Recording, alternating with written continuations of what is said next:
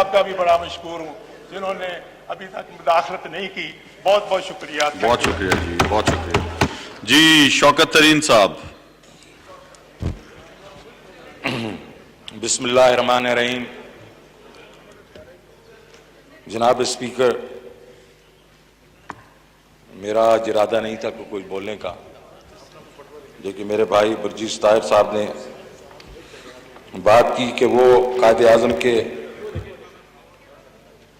एक किस्म के साथी और फॉलोअर्स हैं। मैं इनको याद दिलाना चाहता हूँ, कर्नल जमशेद अहमद तरीन जो मेरे वालिद साहब थे, वो पाकिस्तान मुस्लिम स्टूडेंट फेडरेशन के मेंबर थे। वो बरतानिया की जेल में रहे। वो जब यहाँ आए तो वो जाके हिंदुस्तान की जेल में भी रहे और वो एक पैशनेट पाकिस्तानी थे। तो हम भी पाकिस्तानी हैं। तो ये मेरे ख्याल में इसकी ये किसी की इजारादारी इस पे नहीं है। तो इस तरीके से बात ना करें कि सिर्फ यही एक पाकिस्तानी है। दूसरी चीज इन्होंने कही कि ये बजट जो है वो झूठ पे मबनी है। शौकत तरीन जो कर्नल जमशेद अहमद तरीन का बेटा है वो झूठ नहीं बोलता, वो कभी भी झूठ नहीं बोलता। तो इसलिए ये बातें जो इन्होंने करनी शुरू की, मैं इनका जवाब तो 24 तारीख को जरूर दूंगा, लेकिन बर्जीस ताहिर साहब मुझे अच्छी तरह जानते हैं और इनको मालूम है शौकत तरीन झूठ नहीं बोलता। तो जब ये कहते हैं ये झूठ पे मबनी बजट है, ये मेरा बजट है, मैंने इसको बनाया है, तो इस चीज को जरा थोड़ा सा एक तरफ रखें। अब बात आती है कि हमने ये क्या किया और क्यों ये इस चीज पे काफी और कुछ नहीं मिल रहा। झूठ का बजट है, जाली बजट है। अरे भाई बात तो करो, किस में झूठ की बात कर रहे हैं? इस चीज में हम झूठ की बात कर रहे हैं कि गरीबों को हम घर दे रहे हैं। इस चीज में आप झूठ की बात कर रहे हैं कि एक किसान को हम 3 लाख रुपए का एग्रीकल्चर का लोन जो है इंटरेस्ट फ्री दे रहे हैं। 2 लाख के इंप्लीमेंटेशन के लिए हम दे रहे हैं अपना इंटरेस्ट फ्री लोन। इसलिए झूठ का बजट है कि कारोबार के लिए 5 लाख हम हर वो छोटे घर वालों को पैसे दे रहे हैं। अप्रिशिएट करें कि आपका फाइनेंस मिनिस्टर बैठा हुआ है, आपके मेंबर्स को जवाब दे रहा है। आप ये नहीं कहें कि आखिर में बोलें। वो पॉइंट टू पॉइंट अगर बोलना चाहते हैं आप उन्हें मौका दें प्लीज। आप सबर से सारे बैठे हैं, सबको मौका दिया। आपकी स्पीच में नहीं बोला हूं, आपको नहीं बोलना चाहिए, सबर का मुजाहरा करना चाहिए, सुनना चाहिए। अगर सिर्फ लीडरान के आप चाहते हैं जवाबात दें, आपका फाइनेंस मिनिस्टर और एक आम मेंबर के जवाब ना दे, ये गलत बात है। सबके जवाब के लिए वो बैठा है और वो जवाब दे रहा है, आपको सुनना चाहिए। आप अपनी अपनी सीट पे बैठ जाए और आराम से सुने। जी शौकत तरीन साहब। तो मैं ये कह रहा था कि ये क्या अगर इसको आप जाली बजट कहते हैं कि ये एक गरीब आदमी के लिए पहली दफा किसी हुकूमत ने इतने बड़े पैमाने के ऊपर सोचा, तो मेरे ख्याल में ये मुश्किल हो गई है। हमने इस वक्त जो बजट बनाया है, हम नहीं चाह रहे कि मैं खड़े होकर आपको क्रिटिसाइज करूं कि पिछले हुकूमतों ने क्या किया, क्योंकि मैं वो सब जानता हूं। तो इसीलिए मेरे ख्याल में आपको चाहिए कि मुझे सुने, क्योंकि मैंने भी आपको सुना, आपके लीडर को सुना। तो खामोशी इख्तियार करें। मैं देखें ये एक अच्छी हेल्दी डिबेट हो रही है, आप इसको सुने। आप सब बराए मेहरबानी इसको सुने, मैं आपसे गुजारिश कर रहा हूं। जी शौकत तरीन साहब। तो जनाब, तो बात क्या है?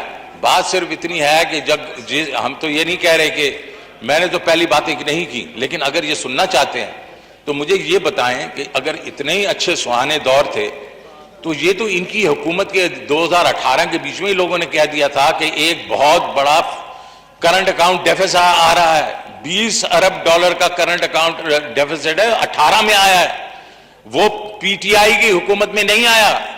तो उस वक्त ये कहां पे बैठे होते? उस वक्त क्यों नहीं ये बातें कर रहे थे उनके साथ, जो इनके बहुत ही बड़े इकोनॉमिस्ट हैं जिन्होंने वो क्रिएट किया था, उसके बारे में क्यों नहीं बात करते ये?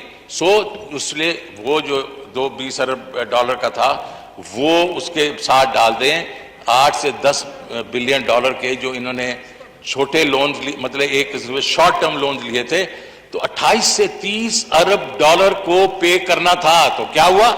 आईएमएफ के पास जाना पड़ा। अब हमारे पास तो कोई डॉलर की छापने की मशीन तो है ही नहीं, तो जाना पड़ा। जब जाना पड़ा उधर, तो उन्होंने कहा कि भाईजान अगर आप लोग आए हैं तो फिर आप 1, 2, 3 चीजें करें।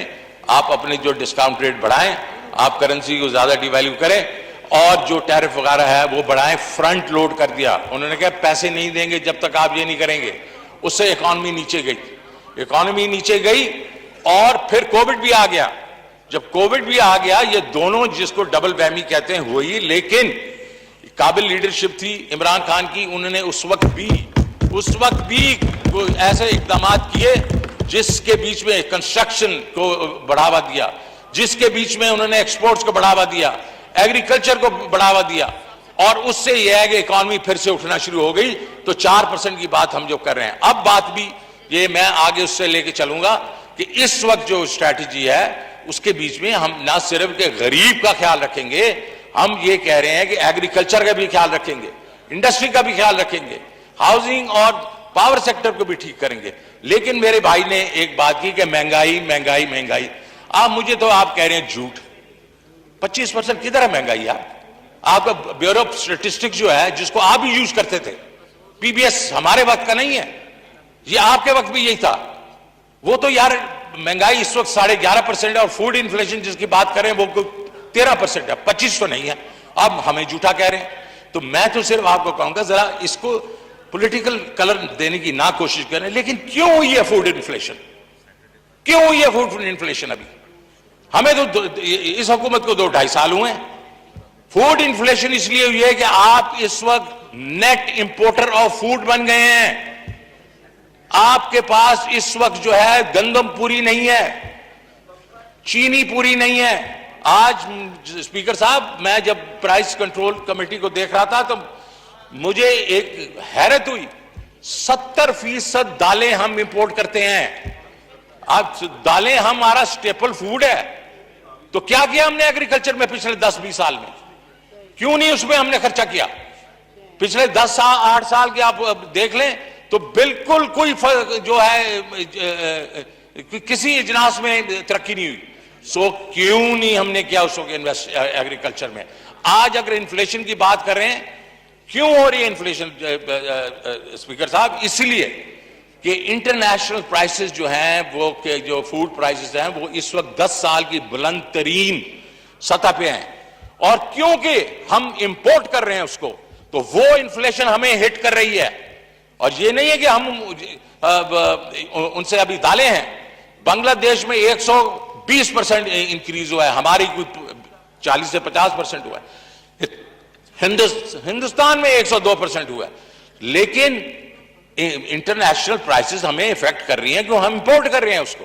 سو اس کے اوپر ہم کام کریں گے, ایگریکلچر پہ کام کریں گے, پروڈکشن ہم بڑھائیں گے. ہم سیڈ, پانی, فرٹیلائزر, امپلیمنٹس, یہ چھوٹے لون جب دیں گے تو پروڈکشن بڑھے گی. تو میرا مطلب یہ ہے کہ سر کہنے کا کہ ہم ابھی ایک کنسٹرکٹیو بجٹ لے کے آئے ہیں, سب کے لیے لے کے آئے ہیں. انڈسٹری میں آپ دیکھیں, لوکل انڈسٹری کو ہم نے سپورٹ کرنے کے لیے ڈیوٹی ساری ہم نے زیرو کر دی ہے, تاکہ لوکل انڈسٹری کھڑی ہو, تاکہ وہ باہر کی انڈسٹری کے ساتھ کمپیٹ کر سکے. اور ایکسپورٹ میں جتنے بھی ٹیکسز تھے ہم نے ان کو نیوٹرلائز کر دیا. کیوں؟ جب بھی ہمارے میں گروتھ ہوتی ہے اسپیکر صاحب, اس وقت ہمارے پاس ڈالر ختم ہو جاتے ہیں. امپورٹس بڑھتی ہے, ایکسپورٹ اس وقت اس لیول پہ جاتی نہیں ہے, ڈالر ختم ہو جاتے ہیں, ڈالر ہم پرنٹ نہیں کر سکتے. سو ہم نے کیا کرنا ہے اس دفعہ؟ ہماری کیا اسٹریٹجی ہے کہ ہم نے ایکسپورٹس بڑھانی ہے. جو ہمارے ٹریڈیشنل ہے اس کو بھی بڑھانی ہے, آئی ٹی کی ایکسپورٹ بھی بڑھانی ہے, اور نئے ایونیوز بھی کھولیں گے. اور اسپیشل اکنامک زونز کے بیچ میں بھی ہم چائنیز انویسٹرز لائیں گے تاکہ وہ ایکسپورٹ کر سکیں یہاں سے. اسپیکر صاحب, آج میں چائنیز امبیسڈر کے ساتھ بیٹھا ہوا تھا اسی چیز پہ کہ جی اب ہمارا جو ہے فوکس ہونا چاہیے کہ ہم یہ جو ہے ایکسپورٹس بڑھائیں اور آپ ہماری ہیلپ کریں. دوسری چیز ہے گھروں کی بات.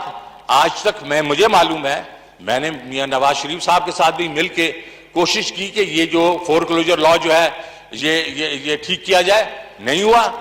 یہ اس حکومت کو کریڈٹ دیں, انہوں نے وہ فور کلوجر لا ٹھیک کروایا, اور آج سارے بینک تیار ہیں اس وقت کہ وہ لوگوں کو لون دیں, اپنا ہاؤسنگ لون دیں. اور کوئی جو ملک ہے وہ بغیر مارگیجز کے, بغیر ہاؤسنگ لونز کے ایک لیول سے دوسرے لیول پہ نہیں جا سکتا. آپ کا اس وقت کیا وہ ہے سچویشن؟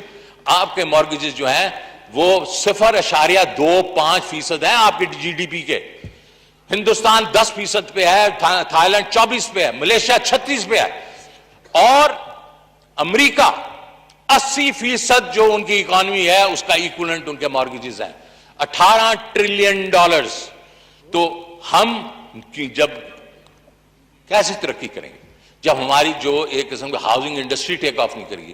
ہاؤسنگ انڈسٹری کے جو چند فوائد ہیں وہ یہ ہیں, ایک تو چھت ملتی ہے لوگوں کو, مزدور جو ہے وہ لگ جاتے ہیں, ان کو نوکریاں ملتی ہیں.